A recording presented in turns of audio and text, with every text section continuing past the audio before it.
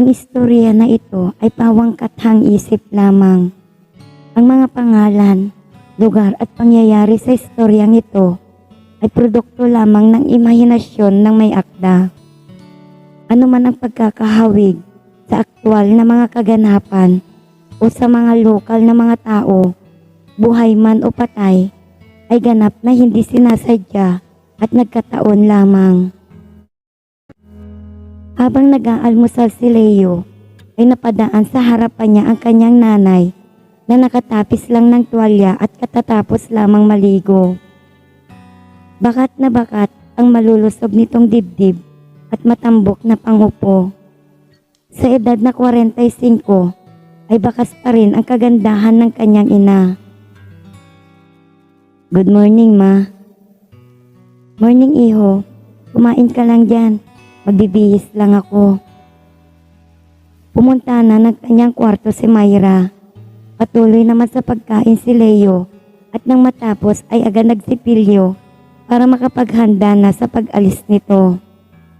Papunta na sana siya sa kanyang silid nang marinig niya ang tawag ng ina mula sa kwarto nito.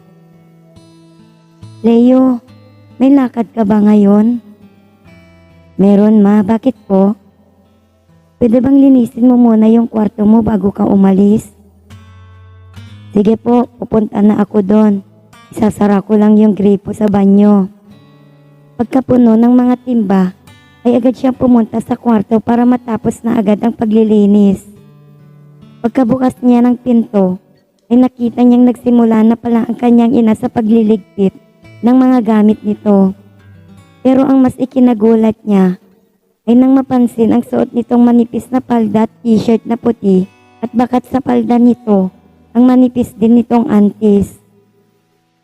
Ma, ako na po ang bahalang maglinis niyan. Inabot niya ang walis at sinimulang pasadahan ng kwarto habang si Myra naman ay inaayos ang punda ng unan at ang kumot nito. Lumabas si Myra ng bahay matapos magtupi at tila may hinihintay na dumating. Nang hindi makitang hinaantay, ay nilak nito ang pinto at bumalik siya sa kwarto ng anak. Ma, baka may pera ka dyan. Kailangan ko lang po ng pamasahe. Mamaya na, anak. Sabay lapit sa bintana ng kwarto at isinarading niyon. Naupo sa kama si Leo at tinititigan ang ina. Parang naninibago siya rito. Aalis ka ba, Ma? Gusto mong sumabay sa akin? Saan po ba ang lakad ninyo? Hindi ako aalis. Dito lang ako sa bahay ngayon. Lumapit ito sa pinto ng kwarto at inilak din iyon. Naupo si Myra sa tabi ng anak. Bakit po, Ma? May problema po ba? Gusto ko lang maging masaya ngayong araw na ito, anak. Nagulat si Leo. Tila nagtatanong ang mga mata nitong tumitig sa ina. Hindi na kasi ako kayang paligayahin ng papa mo. Lagi na lang akong nabibitin sa tuwing nagsisiping kami. Gusto ko lang namang sumaya kahit sandali lang. Pwede mo ba akong pagbigyan, anak, bago ka umalis? Natahimik si Leo. Hindi makapaniwala sa narinig. Doon lamang niya naintindihan ang lahat-lahat ng mga napapansin niya mula kanina. Okay lang ba, iho? Huwag kang mag-alala. Akong bahala basta pagbigyan mo lang ako. Pagkasabi nito, ay inilapit ni Myra ang mukha sa labi ng anak at bigla itong siniil ng halik at mahigpit na niyakap. Unti-unting nagdarang si Leo. Ramdam nito ang init ng mga labi ng ina. Kung kaya naman, hindi naglaon ay nakikipag-eskriminahan na ang dila niya sa dila ni Myra. Pumalong si Myra sa anak. Inubad niya ang sando ni Leo at tinulak ito pahiga sa kama. Ramdam ni Myra ang katigasan ng anak sa pagitan ng kanyang hita. Gumigiling siya sa ibabaw nito habang tinatanggal ang suot na t-shirt. Kinuha niya ang kamay ng anak at pinasapo rito ang kanyang malulusob na hinaharap. Gigil na gigil si Leo, kaya bumangon ito at sinibasib ang dibdib ng ina. Para itong bata na sumisimsim sa kanyang nanay. Leo, anak. Napahawak si Myra sa ulo ng anak at ramdam niya na basang-basa na ang kanyang antis. Hindi na siya nag-aksaya pa ng panahon at muling kinabig ang anak para siya naman ang nakahiga. Agad niyang tinanggal ang natitira pa niyang suot. Halika anak, bayuhin mo na ako. Kailangan ko na yung alaga mo. Pinaghiwalay ni Myra ang kanyang mga hita. Hinubo naman ni Leo ang kanyang salawal, sabay tingin sa direksyon ng ina. Kitang-kita niya ang malago nitong buhok sa baba at ang makinis nitong balat. Pumesto siya sa ibabaw ng ina at agad inapuhap ang mga labi nito. Bumaba ang halik niya sa leeg ng ina at pinaglaro ang kanyang dila sa kaliwang tenga nito. Pinupog niya ito ng halik mula ulo hanggang paa. Puro halinghing na lang ang maririnig mula kay Myra. Pinatagal ni Leo ang kanyang labi sa mga nagtataasang bundok ni Myra. Walang humpay na sinibasib ito, habang ang kaliwa niyang kamay ay gumagala at hinahaplo sa iba't ibang parte ng katawan, lalo na sa mga bilugan nitong hita. Ilang sandali pa ay bumaba na ang kanyang mukha sa bibingka ng kanyang ina. Kinain niya iyon ng kinain na para bang mauubusan na ito. Hindi balakid ang makapal na buhok ng kanyang ina sa pagsibasib nito. Es na si Myra sa ginagawa ng anak. Napapaliyad na ito sa kinahihigaan habang nakakapit ang mga kamay sa ulo ni Leo. Puro ungol at halinghing ang maririnig sa kwarto ng binata. Muling pumatong si Leo sa ina matapos magsawa sa ginagawa nito. Basang-basa ng pinaghalong likido ng ina at laway ng anak. Lalo pang pinaghiwalay ng ina ang kanyang mga binti nang makapwesto na si Leo sa ibabaw nito. Kitang-kita ni Myra na galit ng alaga ng anak at sa tansya niya ay mga 8 pulgada ang haba nun at tila kasing taba ng saging na lakatan. Wala na sa katinuan si Leo. Dala na rin ng matinding pagnanasa. Agad niyang hinawakan ang malabakal niyang sandata at bigla itong pinatuloy sa loob ng lungga ng ina. Kakapasok pa lang ng kanyang alaga pero kumakanyod na si Myra na parabang gustong makapasok agad ng buong buo ang naghuhuminding na alaga ng anak. Madali namang naibaon ni Leo ang sandata niya dahil sa basang-basa na rin ang lagusan ng ina. Doon na pagtanto ni Leo na wala ngang masyadong laban ang ina dahil kahit nagkaanak na ay parang may kasikipan pa rin ang lungga nito. Napakagat ng labi si Myra nang nagsimula na kumanyod si Leo. Ninamnam ang bawat ulos ng anak sa kanyang tuyong-tuyo na pagkababae. Leo anak.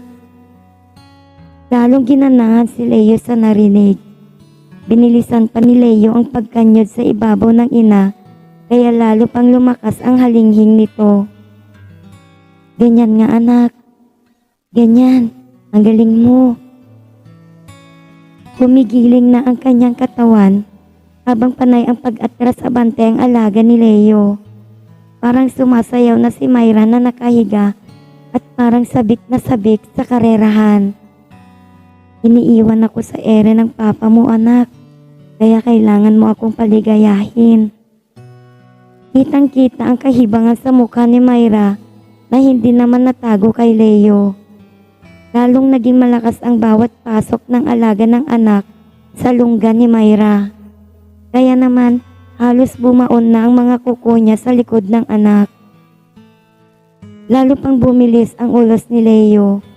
Pabilis na ng pabilis na halos mapasigaw na si Myra. Anak, lalabas na.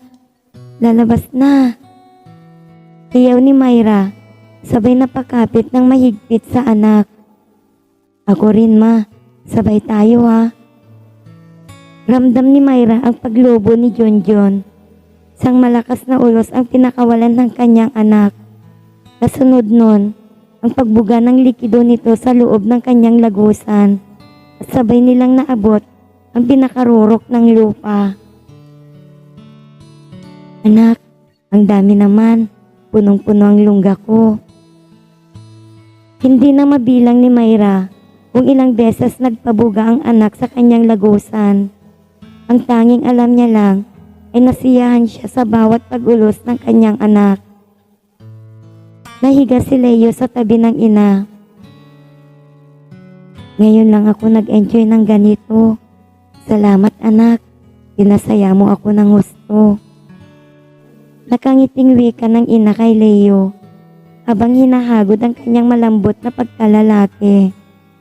Matapos makapagpahinga ay saka mabilis na nagpaalam si Leo at umalis. Gulong-gulo ang isipan niya.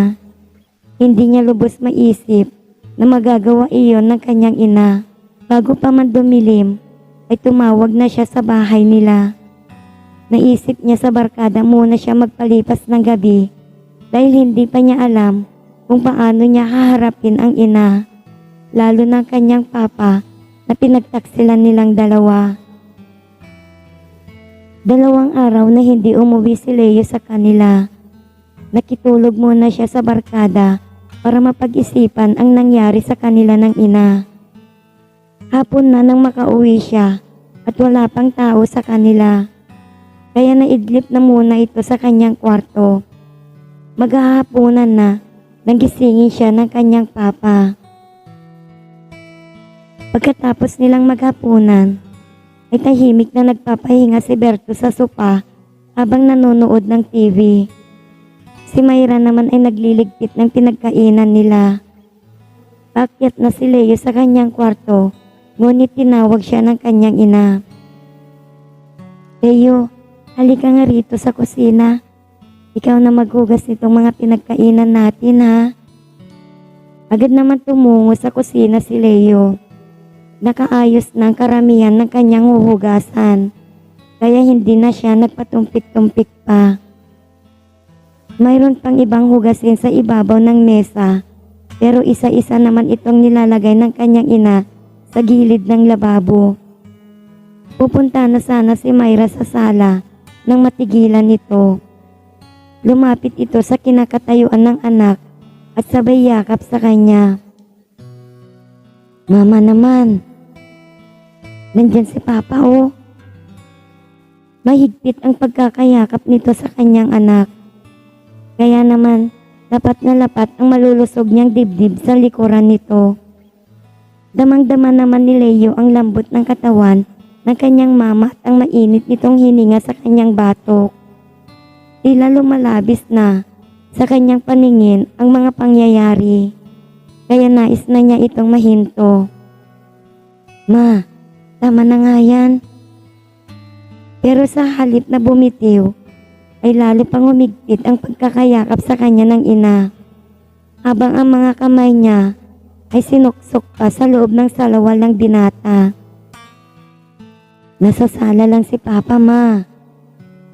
Mahina pero madiin ang kanyang pagkakasabi. Nadama ni Myra ang paglubo ng alaga ni Leo, kaya tinigil niya ang pagpapak sa tenga ng anak. Alam mo naman busy sa panunood yun eh.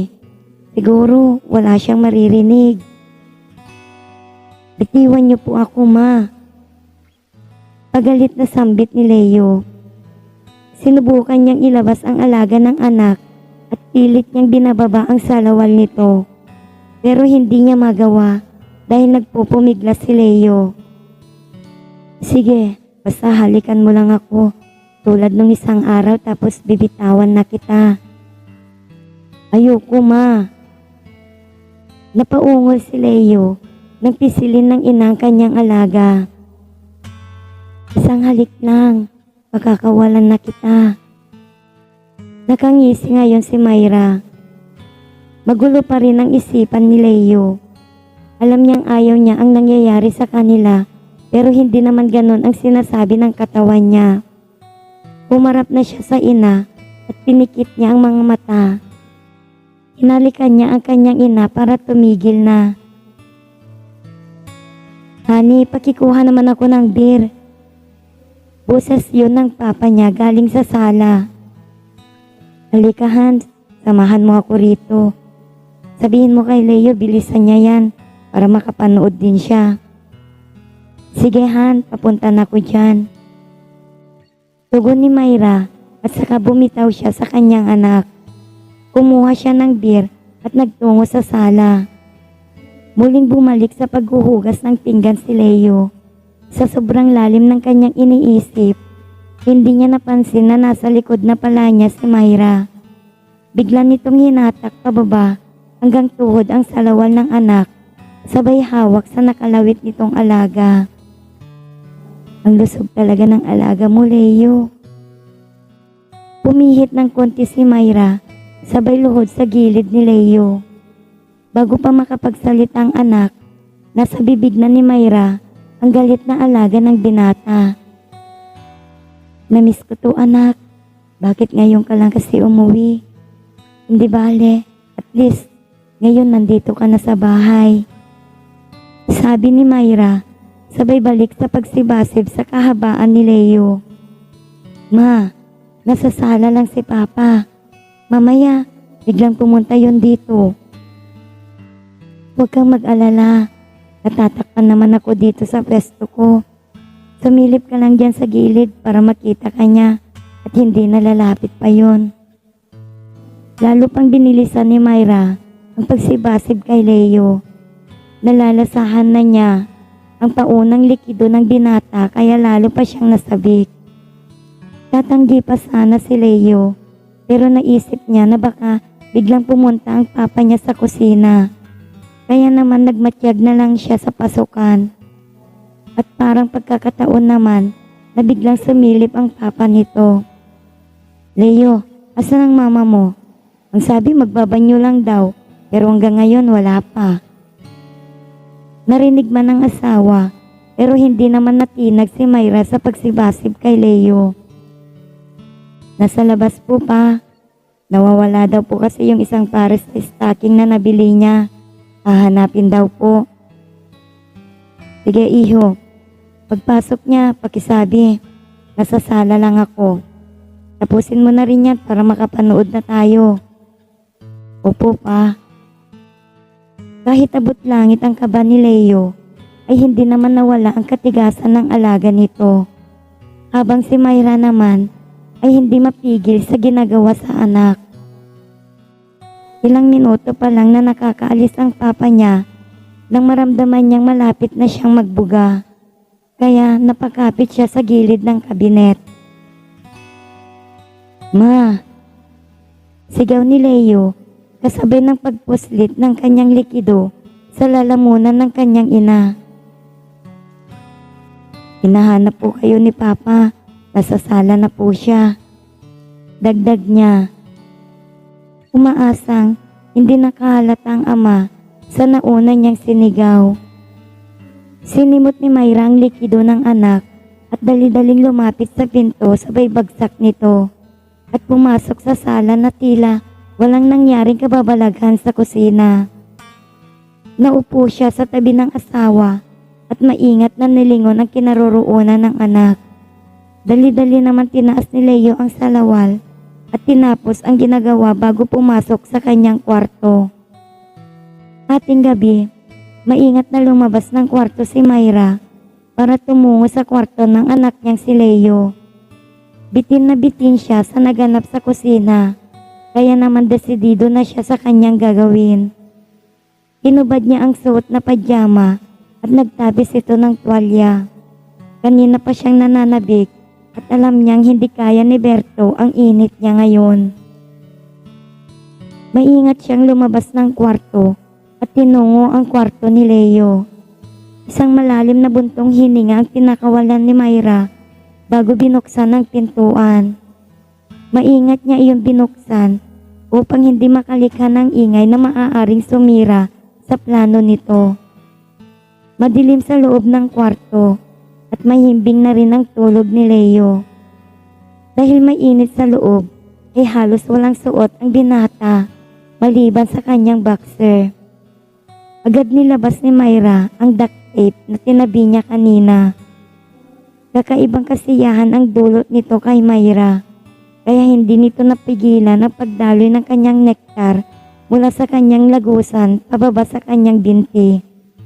Alam niyang hindi siya mahihirapang igalaw ang anak, dahil kahit noon pa man ay hirap siyang gisingin ito, lalo pat alam niyang kulang ito sa tulog at pagod pa.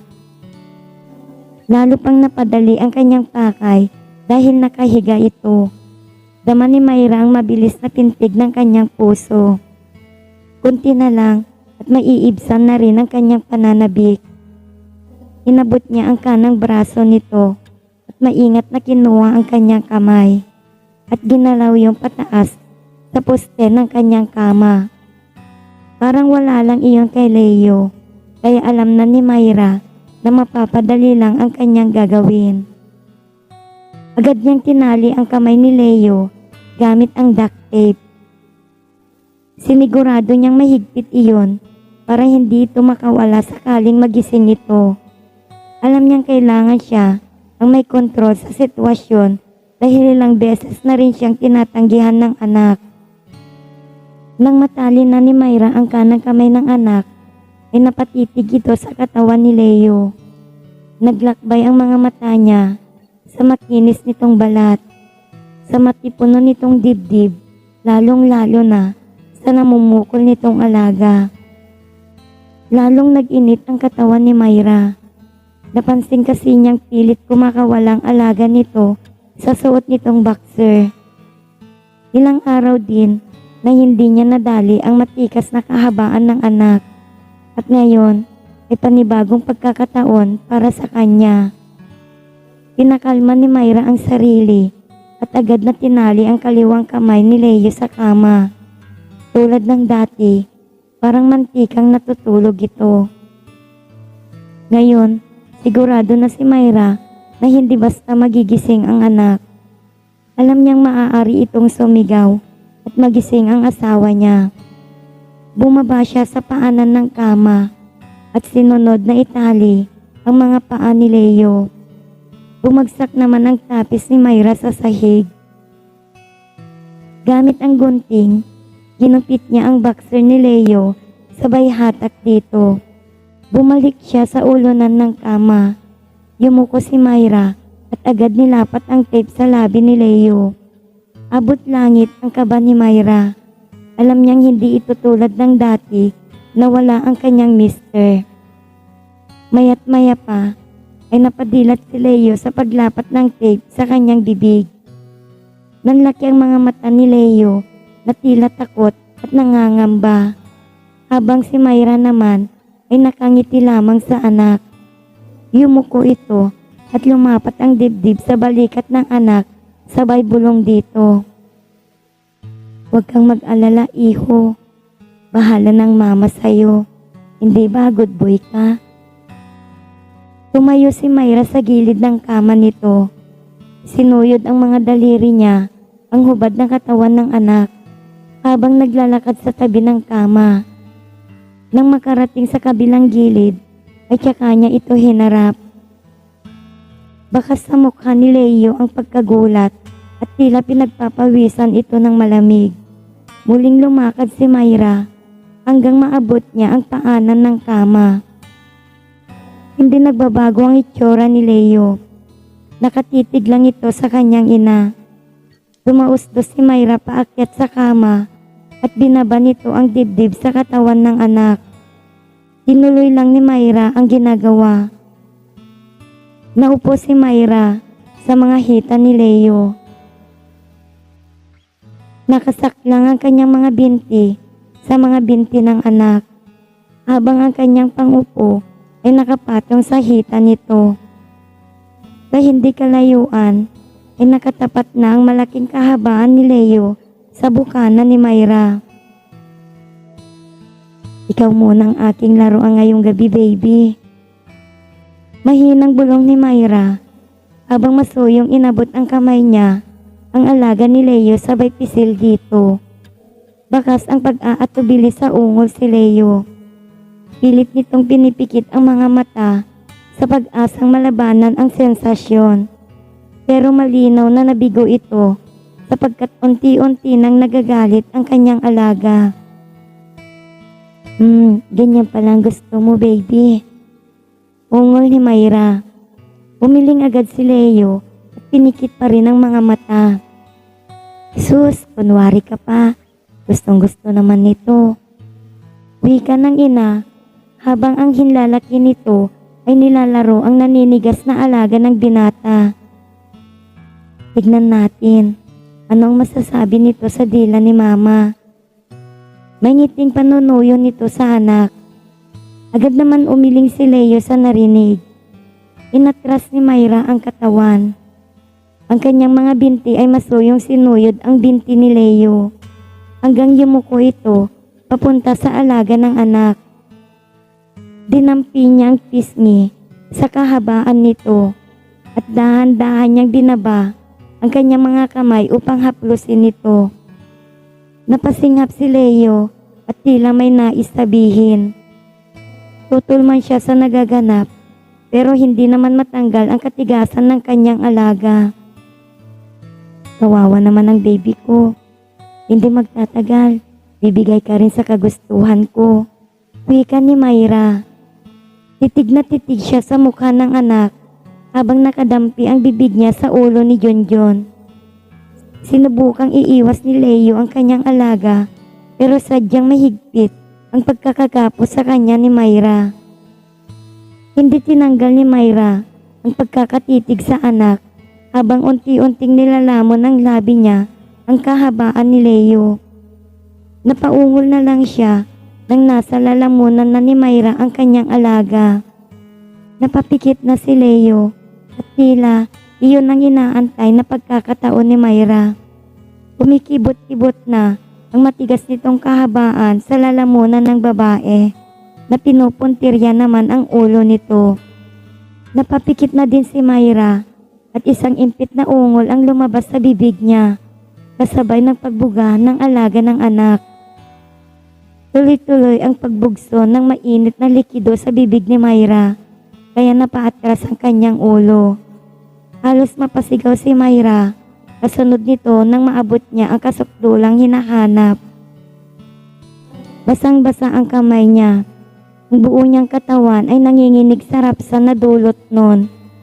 Inangat niya ang kanyang bibig mula sa matigas pa ring alaga ng anak at nag-uumapaw sa likido ang bibig nito. Minulat niya ang kanyang mata at pilit hinahabol ang hininga.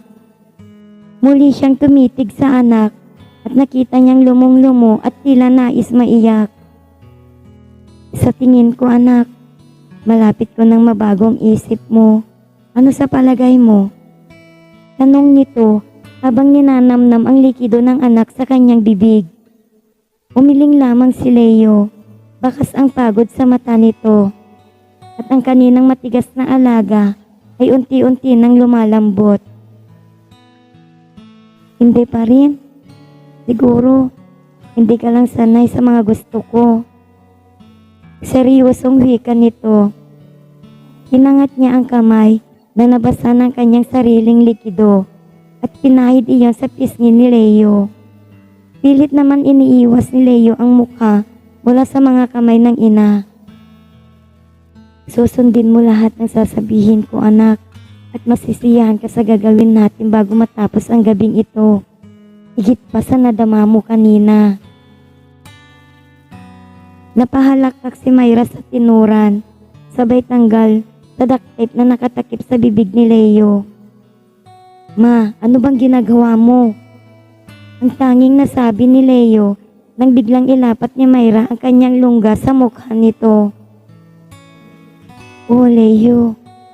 Singhap ni Myra nang madama nito ang labi ng anak sa kanyang lagusan.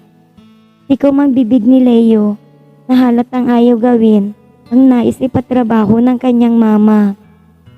Leo, please, kainin mo itong inihanda ko sa'yo. Kung maaga mong sisimulan, ay mas maaga kitang hahayaang makahinga. Utos ni Myra sa anak habang umiindayog sa ibabaw ng mukha nito. Sapat na para matabunan ng pangupo niya ang ilong ng anak. Ma! Malakas na angil ni Leo. Wow, ang sarap naman nun. Galingan mo, baby. Sabi ni Myra na sinunod naman ni Leo. Napasinghap si Myra habang ginagalugad ng anak ang kanyang lagusan. Yumuko ito paharap para makahinga ang anak na abala sa pagkain. Ganyan nga, baby. Ganyan nga. Wikan nito. Ang kanyang likido ay malayang dumadaloy sa pisngi ng kanyang anak na abala sa pagtuklas sa kasulok-sulukan ng kanyang lagusan. Yumuko ng tuluyan si Myra para mailapit ang kanyang bibig sa galit na alaga ni Leo. Oh shit, ganyan nga. Ungol nito nang sundin ng anak ang kanyang inuutos. Inabanta ni Myra ang kanyang ulo at muling sinibasib ang kahabaan ng anak. Ilang minuto ring nasa ganong posisyon ang mag-ina at halos ipaghilamos na ni Leo ang likido ng kanyang ina. Abala naman si Myra sa pagsibasib kay Leo at tuwing kumikibot-kibot ang alaga nito ay humihinto siya para hindi ito magbuga. Matapos niyang maabot ang ikalawang rorok ay niluwa niya ang higanteng alaga nito. Napangiti ito habang inangat ang kanyang lungga mula sa bibig ng anak. Napatingin siya kay Leo at nakita niyang basang-basang unan at mukha nito. Ang galing naman ng baby ko. Ma, mahinang tugon ng anak, halatang gaping-gapi sa kanyang kalagayan. Mali itong ginagawa natin, ma. Anong mali? Magiliw na balik ni Myra, sabay haplos kay Junjun. Mukhang hindi naman talaga yan ang nararamdaman mo, anak. Sabay titig niya sa anak at napangisi dito. Hindi ko lang mapigilan, ma. Usa siyang nagagalit yung ginagawa mo yan. Sa totoo lang, hindi nagsisinungaling ang katawan. Sermon ni Myra sa anak habang inaayos ang kanyang posisyon sa ibabaw nito para magkaharap ang kanilang muka. Talaga bang ayaw mong madama ulit ang mainit at masikip na lagos ang pinanggalingan mo? Bulong niya rito. Pero ma, huwag mo akong mapero-pero dyan. Inangat ng gusto ang bugnit, sabay tutok ni Junjun sa bukana ng kanyang masikip na lagusan. Pinaghiwalay nito ang malambot na labing kanina'y walang habas na pumupuntirya sa katigasan ni Leo. Gusto mo ba, anak? Oo na.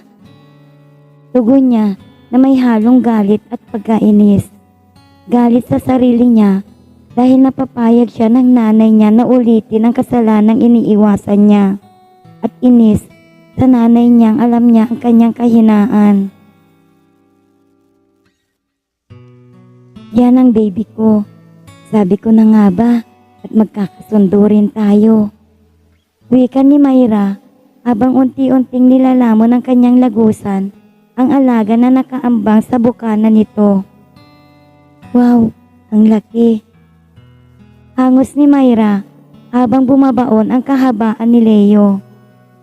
Napaungol si Leo nang maramdamang nasa kailaliman na si Junjun. Namiss ko to. Bakit kasi hindi ka umuwi agad? Nakapikit silang mag-ina. Nilagay ni Myra ang kanyang nanginginig na kamay sa magkabilang gilid ni Leo at tinulak paangat ang kanyang sarili. Napapaungol siya sa bawat galaw. Sinimulan na niyang iangat ang sarili mula sa malaking sandata ng anak. Saglit siyang tumigil bago niyang muling ibinagsak ang sarili sa kahabaan nito. Kasabay ng pagbaba ng kanyang lagusan ay ang malakas niyang ungol. Nakaupo siya sa ibabaw ng anak. Muling ninanamnam ang katigasan ni Junjun. Inangat ang sarili at mas mabilis kesa kanina. Pati ang kanyang pagbagsak ay suwabeng-suwabe. Hindi nagtagal ay umiindayog na siya sa ibabaw ng anak. Pilit niyang pinipigilan ang mga ungol sa bawat pagbaon ng kahabaan ng anak sa kailaliman ng kanyang lagusan. Sige pa baby ko. Daing ni Myra habang parang hineteng kinakabayo ang anak. Nakakapit siya sa balikat nito habang ang buhok niya ay nasa mukha nito. Sumasabay naman si Leo sa indayog ng kanyang ina. Kumakanyod ito sa bawat bagsak ni Myra sa kanyang sandata, kasabay ng impit na daing sa bawat kanyod nito. Tang na, ang laki mo. At tungal ni Myra habang binabayo siya ng anak mula sa baba. Sandali siyang natigilan nang madama niyang naaabot na niya ang kasukdulan. Lalong humigpit ang kapit ng masikip na lagusan niya kay Junjun at halos bumaon ang kanyang kuko sa balikat nito. Tumigil siya sa pagkilos habang kinikilig siya dulot ng naaabot na rurok. Pero walang pakundangan sa pagbayo si Leo na lalong nagpatindi ng kilitin na nadadama ni Myra. Pikit na pikit ang mga mata ni Leo. Tila winawaksi sa isipan na ang kanyang kinakabayo ng walang habas ay ang sariling ina. Napansin yun ni Myra. Kaya naman kahit nanginginig pa mula sa rapsa na tinatamasa ay inutusan niyang anak. Huwag kang pumikit anak. Titigan mo ako. Naralgal ang bawat pantig dahil sa tuloy-tuloy na pagbayo ni Leo. Muling sinabayan ni Myra ang anak. Madali niyang nasabayan ang indayog nito kasabay ng dahan-dahang pagmulat ng mga mata nito. Napangiti si Myra sa anak, kasabay ng mapersang pagdiin niya sa sarili sa alaga ng anak. Ibuga mo lahat yan kay nanay. Hindi ako titigil hanggat hindi mo ako nadidiligan. Napatigil si Leo sa narinig. May halong takot itong napatingin sa ina. Ma, hindi pwede. Paano kung... Huwag mo nang isipin yon, ako na ang bahala. Wika nito bago binilisan ang bawat indayog sa ibabaw ng anak. Napaungol si Leo at muling sinimulan ang pagbayo sa kanyang sandata sa naglalawang lagusan ng ina. Tila hindi makapaghintay si Myra na madiligan ng kanyang anak kaya naman binilisan pa niya ang pagtatrabaho. Pilit pinipigilan ang sariling muling maabot ang kasukdulan bago magbuga ang kanyang anak. Minamasdan ni Leo ang ina habang paulit-ulit nitong tinatanggap ang kanyang galit na alaga. At hindi nagtagal, nadama na ni Myra na naninigas na ang mga kalamnan ng anak. Yan, ganyan nga baby, punuin mo ako. Palahaw ng ina, daig pa niya ang hineteng malapit na sa finish line sa pagkabayo niya sa anak nito. Napaungol si Leo, sabay pakawala ng isang malakas na bomba at winasak ng todo ang lagusan ng kanyang ina. Sinabayan ni Myra ang kanyod ng anak. Persahang binaon ang 8 pulgadang sandata upang maipasok iyon ng buong buo sa kanyang masikip na lagusan. Hindi nagtagal, nadama ni Myra ang pagtilamsik ng mainit na likido sa kanyang sinapupunan. Napapalahaw siya nang muli niyang maabot ang kasukdulan. Pinipiga-piga pa niya ng kanyang lagusan ang alaga ni Leo. Napatitig siya sa pagitan nilang mag-ina at kitang-kita niya ang pinaghalong likido nila ng anak na dumadaloy mula sa kanyang lagusan pababa sa kahabaan ni Leo. Ang galing-galing na talaga ng baby ko. Pinaligaya mo ng husto ang nanay. Mahina nitong sabi sa anak habang dahan-dahan inaangat ang kanyang sarili mula sa kinauupuan. Kasabay ng paglabas ng alaga ni Leo mula sa bugbog na lungga ng kanyang ina. Huwag ka nang magsalita anak. Bukas ng gabi, hindi na kita tatalian. Wika ng kanyang nanay na may ngiti sa mga labi. Bukas ng gabi? Ang tanging nasabi ni Leo. Oo anak, mula ngayon ay kay nanay ka na lang. Huwag mong mababanggit ito sa papa mo ha. Bulong ni Mayra bago tuluyang tumayo. Ginupit niya isa-isa ang tape na nagbibigtis sa mga binti at kamay ng anak. Sinulyapan pa niya ang anak bago tuluyang lumabas ng kwarto. Iniwan niya ang kanyang tuwalya sa sahig ng kwarto ni Leo at naglakad siya patungo sa kwarto nilang mag-asawa na basang-basa at punong-puno ng likido ang lagusan nito. Kinabukasan, maagang nagising si Mayra. Nagtungo siya sa banyo at naligo. Kahit halos wala pang tulog, ay parang buhay na buhay pa rin ang diwa nito. Tila binigyan siya ng bagong sigla nang kabayuhin siya ng anak. Grabe, gusto ko pa. Bulong niya habang minamasdan ang sarili sa salamin. Maingat siyang lumabas sa kwarto.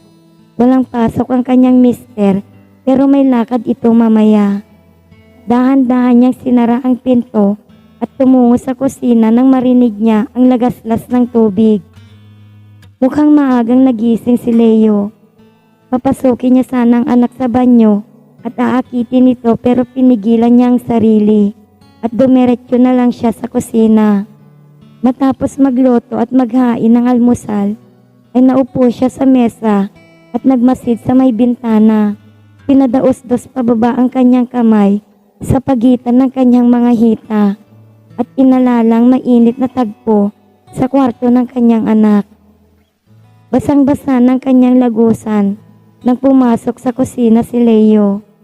Rinig pa rin ang lagaslas ng tubig sa banyo at inisip niyang malamang ay naghahanda ng kanyang mister sa lakad nito. Mabagal ang bawat hakbang ni Leo papunta sa kinaroroonan ng ina. Tila nahihiya at naguguluhan ito. Napangisi lang sa kanyang ina na abalang daliri sa pagkalikot sa lagusan nito. Good morning baby. Masarap bang tulog mo? Wika nito sabay muestra sa anak na maupo sa kanyang tabi. Okay lang ho. Bulong nito sabay upo sa tabi ng ina. Nagpakaabala siya sa nakahaing almusal. Tila iniisip na huwag tumingin sa katawan ng kanyang ina. Kawawa naman ang baby ko. Mukhang pagod na pagod. Dapat siguro matulog ulit tayo pagkaalis ng papa mo. Napalunok si Leo. Bakas ang pagkabalisa dito. Tignan ko po, madami po akong lalakarin ngayon. Talaga? Saan naman ang lakad ang baby ko? Tanong ni Mayra habang abala ang kanyang daliri sa kanyang lungga. Bago pa man nakasagot, ay pumasok ang kanyang papa sa kusina. Nakabihis na ito at tila nadama ang tensyon sa kusina habang paupo ito para kumain. Morning. Bati nito sa mag-ina bago sinimulang kumain. Good morning, Han. Usang tulog mo? Tanong ng asawa nito. Sobrang himbing nga eh. Pero parang masakit ang ulo ko. Hindi naman ako uminom ng pampatulog. Sagot niya. Han, pinagkikwentuhan namin ang plano ng anak natin ngayong araw. Sabay hagod ng kanyang paa sa binti ng anak paakyat sa pagitan ng hita nito hanggang maipatong niya ang paa sa bukol ng anak. Ano nga pala ulit yung plano mo anak? Nag-init at namula ang pisngi ni Leo at bakas ang butil ng pawis sa kanyang noo. Baka, sagot niya, halatang nahihirapang mag-isip dahil sa mapaglarong paa sa kanyang harapan. Baka pupunta po ako kina Michael. Mukhang may sakit ka ata anak. Dapat siguro magpahinga ka na lang muna dito sa bahay. Mungkahin ng kanyang ama. Napangisi naman ang kanyang ina sa kanya. Buti pang Han, dapat makinig ka sa papa mo anak. Mukhang kailangan mo nang magpahinga. Dagdag ni Myra na damang-dama ang galit na alaga ng anak. Opo, mahinang sagot nito at bakas ang pag-aalinlangan sa pagsunod sa utos ng ama. Paano? Mauna na ako. Mamayang gabi na lang. Paalam ng kanyang ama nang matapos itong kumain. Tumayo ito at humalik sa kanyang misis at tinapik ang balikat ni Leo bago tumungo sa pintuan. Si Leo naman ay nakayuko lang. Halos hindi nagalaw ang kanyang almusal. Pulang-pula ang kanyang pisngi at tigas na tigas ang kanyang alaga. Minamasdan niya ang anak habang nakikinig sa tunog ng kanilang kotse. Napangisi siya nang marinig ang paglabas nito sa kanilang garahe at pagsara ng gate. Okay ka ba? Tanong nito sa anak. Magaling ba akong umarte? Ano sa tingin mo, anak? Hindi sumagot si Leo. Nakatitig pa rin siya sa kanyang almusal habang unti-unting nawawala ang tunog ng sasakyan ng ama sa paglayo nito sa kanilang bahay. Pwede ba, Leo? Tigilan mo ng pagpapanggap na hindi ka nag-e-enjoy sa ginagawa natin? O baka naman gusto mong malaman pa ito ng papa mo? Seryosong sabi ni Myra. Napabuntong hininga siya at tumango. Tinitigan ng kanyang nanay at mahinang sumagot. Ano ba, ma? Hindi porket nasasarapan tayo, tama ng ginagawa natin. Maling-mali. Maling-mali ito, ma. Naningkit ang mga mata ni Myra at nagtaas ng kanyang boses habang ang kanyang paa ay nakapatong pa rin sa alaga ng anak. Kaya nga tama ito dahil pareho naman tayong nasisiyahan. Hindi porket kinakabayo mo ako may karapatan ka ng bastusin ako. Tandaan mo, Leo. Nanay mo pa rin ako. Sorry po. Mahina niyang tugon na halatang naiinis. Napangisi si Myra sa naisip. Dapat banlawan natin ng likido ko yung bibig mo, anak. Wika nito na tila napapawi na ang galit nito. Tinanggal ni Myra ang daliri na kanina pa nakababad sa kanyang lagusan at mabilis na dinampi iyon sa labi ni Leo. Pilit umiiwas si Leo pero naabot ng daliri ni Myra ang dila nito. Tumayo si Myra kasabay ng pag-atras ni Leo sa mesa. Bago pa man makatayo ay pinatong ni Myra ang paa sa hita ng anak at hinarap ito. Napatitig siya sa bukol ng anak at pinatong niya ulit ang kamay sa balikat nito. Umatras si Myra. Hinihilang anak sa kanyang pag-atras. Tinatak naman ni Leo ang kanyang kinauupuan hanggang makaupo si Myra sa mesa. Kumilos ang kamay nito mula sa balikat ng kanyang anak paakyat sa ulo nito. Pinaghiwalay ni Myra ang kanyang mga hita at ang mga paa niya nakaangat sa sahig. Ako naman ang almusalin mo, anak. Utos nito. Lumiyad siya sabay hila sa ulo ni Leo.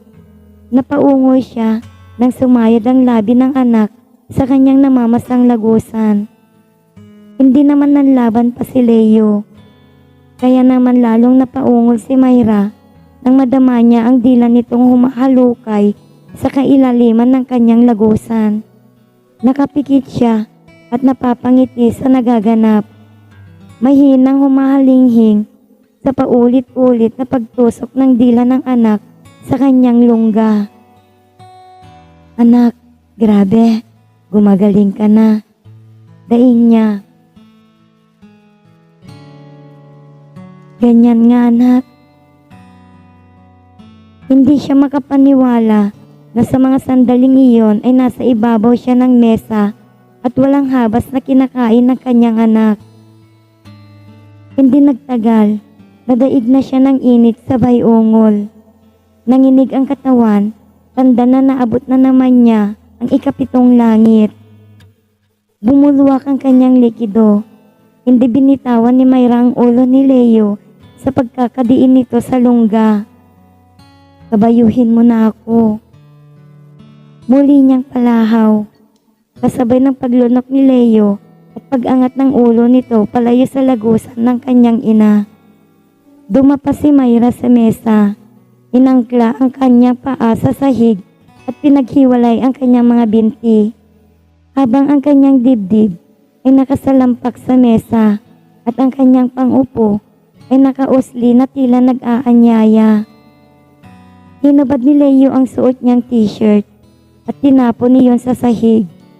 Nanginginig sa pananabik si Myra nang marinig niya ang pagbaba ng salawal nito. Sadyang wala nang masabi si Leo at wala na ring lakas para tumanggi pa. Bakas naman ang tuwa sa mukha ni Myra sa nakikitang pagsuko ng anak. Umakbang ito papalapit sa ina. Inabot naman ni Myra ang galit na alaga ng kanyang anak. Itinutok yon sa kanyang mainit-init na lagusan. "Pasok anak, laliman mo." Ungol ni Myra habang dahan-dahang pumapasok ang ulo ni Junjun sa kanyang bukana. Pinatong ni Leo ang kanyang palad sa likod ng ina at kumanyod. Sapat na para dumausdos papasok ang kahabaan niya sa nag-aabang nitong kuweba. Napaungol ng malakas si Myra habang pumapasok ang kabuuan ni Junjun. Dumaloy pababa sa kanyang binti ang mainit niyang likido nang iatras si Leo ang alaga nito. Isang impit na daing ang pinakawalan ni Myra na tila nainis sa ginawa ng anak. Pero muli siyang napaungol ng malakas nang nadama niyang binaon uli ng anak ang sarili sa kanyang lagusan. "Ganito bang gusto mo, ma?" Sigaw ni Leo sa ina kasabay ng pagsagad ng kanyang sandata sa naglalawang lagusan nito. "Ganyan nga anak, yan ang gusto ko." Daing ni Myra. Napakapit ito sa gilid ng mesa at inihanda ang sarili nang simulang umulos si Leo sa kanya. Nakapatong pa rin ang palad ni Leo sa likod ng ina at sa bawat kanyod niya ay hinahatak niya si Myra. Sabay na paungol ang mag-ina habang tuwang-tuwa naman si Myra sa ginagawang pag-angkin ng kanyang anak. "Sige pa anak, punuin mo ako." Sigaw ni Myra na nanginginig sa rapsa na dinudulot ni Leo sa kanya. Parang nagkataon, isang malakas na ungol ang pinakawalan ni Leo. Sinagad niya ang alaga hanggang dumikit sa bukana ni Myra ang bola nito. Kasabay nun, ang pagbuga ng kanyang masaganang likido. Napakapit ng mahigpit si Myra sa mesa para itong nagdidelirio, habang si Leo naman ay mahigpit na nakakapit sa ina. Pilit pinagsisiksikan ang nakabaon nitong alaga sa kaloob-looban ng ina. Bagsak sa mesa si Myra nang matapos nilang maabot ang rurok ng tagumpay. Basang-basa ng pawis at hingal na hingal. Lupaypay na ang kanyang alaga at tumakbang na siya papalayo sa ina. Napangiti naman si Myra habang ninanamnam ang mainit na likido ng anak na unti-unting dumadaloy palabas sa kanyang lagusan. "Ang galing naman ng anak ko." Mahinang wika ni Myra habang nagpapahinga. Mula noon, halos araw-araw nang nagsisiping ang mag-ina at walang sinayang na sandali.